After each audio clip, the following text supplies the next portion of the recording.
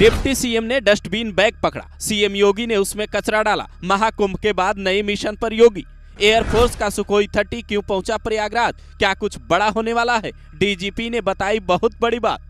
महाकुंभ गए थे नहाने, तो ध्यान से सुनिए पूरी रिपोर्ट। लाखों भक्तों को चूना लगाने वालों का बड़ा खुलासा। महाकुंभ के बाद अब प्रयागराज में क्या होने वाला है? सीएम योगी अब कौन से नए मिशन पर लगने वाले हैं? और जब स्नान खत्म हो गया तो अब एयरफोर्स की एंट्री प्रयागराज के आसमान में क्यों हुई? पूरे मेले के दौरान जो रेल मंत्री अश्विनी वैष्णव नजर नहीं आए, वो अब वहां क्यों पहुंचे हैं? क्या प्रयागराज में कुछ और बड़ा होने वाला है? एक एक कर चारों सवालों के जवाब आपको देते हैं। पहले आते हैं योगी आदित्यनाथ के नए मिशन पर। आमतौर पर बड़े आयोजन खत्म होने के बाद मुख्यमंत्री खुद सफाई अभियान में नहीं जुटते, लेकिन ये तस्वीर देखिए। डिप्टी सीएम ब्रजेश पाठक ने खुद हाथों में डस्टबिन बैग पकड़ रखा है और योगी आदित्यनाथ उसमें वहां सफाई कर कचरा डाल रहे हैं। उससे पहले योगी आदित्यनाथ और उनकी पूरी टीम ने झाड़ू भी लगाया और सफाई कर्मचारियों के साथ साथ स्वास्थ्य कर्मचारियों को भी सम्मानित किया। जो थैला सफाई कर्मचारियों को दिया उस पर गांधी जी के चश्मे की तस्वीर बनी थी और कुछ लिखा भी था। इसके अलावा सीएम योगी ने Guinness book of world record का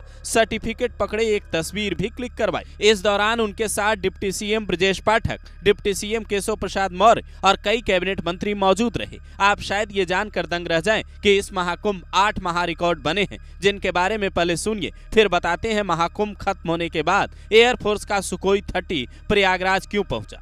महाकुंभ में बने 8 महारिकॉर्ड। पहला, 66 करोड़ 30 लाख श्रद्धालुओं ने 45 दिन में स्नान किया, जो अमेरिका की आबादी की लगभग दोगुनी और कई छोटे देशों की आबादी से कई गुना ज्यादा है, जो एक रिकॉर्ड है। दूसरा, दुनिया के सबसे बड़े मोटेरा स्टेडियम से 166 गुना बड़ा एरिया में महाकुंभ लगा। करीब 4000 हेक्टेयर में इंफ्रास्ट्रक्चर डेवलप करने का रिकॉर्ड बना। तीसरा, पूरे कुंभ सिटी में रिकॉर्ड 4 लाख से ज्यादा तंबू और 1.5 लाख से ज्यादा टॉयलेट बनवाए गए। चौथा, 13,000 से ज्यादा ट्रेन से 30 करोड़ श्रद्धालु प्रयागराज पहुंचे, जबकि 2800 से ज्यादा फ्लाइट से 4.5 लाख श्रद्धालु पहुंचे। कई चार्टर्ड विमान भी वहां उतरे।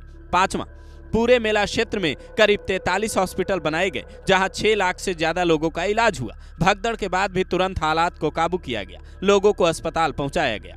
छठा, सफाई व्यवस्था को लेकर 4 लाख डस्टबिन लगाए गए, हर 100 मीटर पर 4 डस्टबिन रखे गए। 11,000 कर्मचारियों ने सफाई की, जिन्हें अब योगी ने 10,000 बोनस देने का ऐलान किया है। सातवां, करीब 3 लाख करोड़ रुपए का लेन देन मेला क्षेत्र में होने का अनुमान है। यूपी के खजाने में रिकॉर्ड बढ़ोतरी हुई है। आठवां, 50,000 सुरक्षाकर्मी और 2700 कैमरों से महाकुंभ की सुरक्षा सुनिश्चित की गई। कमर पर पिस्टल और हाथों में लाठी की पहचान वाली पुलिस ने लाउड स्पीकर और रस्सी से सुरक्षा व्यवस्था संभाली।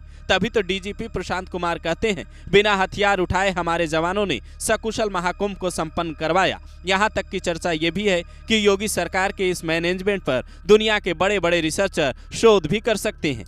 यही वजह है कि इंडियन एयरफोर्स अपना सुखोई 30 महाकुंभ के इस महाआयोजन को सलामी देने के लिए शिवरात्रि के मौके पर प्रयागराज में संगम के आसमान के ऊपर पहुंचा। हालांकि एक चौंकाने वाली बात ये सामने आई कि महाकुंभ में कुछ लोगों ने नकली सामान खपाने की कोशिश की है। दैनिक भास्कर की रिपोर्ट के मुताबिक घी, नकली रुद्राक्ष, चंदन, कपड़े, ब्रांडेड जूते और चप्पल तक नकली बेचे गए। ऐसे में अगर आपने भी कुछ ऐसा महाकुंभ से खरीदा है तो उसकी जांच पड़ताल जरूर कर लें। आने वाले दिनों में ऐसा करने वालों पर एक्शन हो सकता है। पर अब चूंकि महाकुंभ खत्म हो चुका है, तो आप योगी को 10 में से कितना नंबर देना चाहेंगे, कमेंट कर बता सकते हैं।